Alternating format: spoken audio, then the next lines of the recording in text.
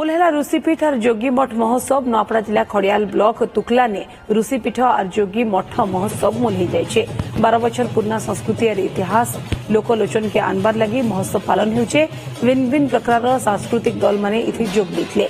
संबलपुरी नाच गाना थी दुलकी थिला मचान मुखिया कुनुआ हिसाब से नवापड़ा जिलापाल जोग देथिले।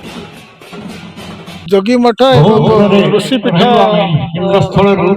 नाम गोटे पवित्र पीठ नाम गोटे महोत्सव आयोजन करने गोटे बड़ कथा ये गोटे साहस भावुँ यही सांस्कृतिक मंच माध्यम समस्त योगदान रद्वारा धार्मिक पीठर उन्नति हम समस्त सहयोगिता सहयोगिता दरकार।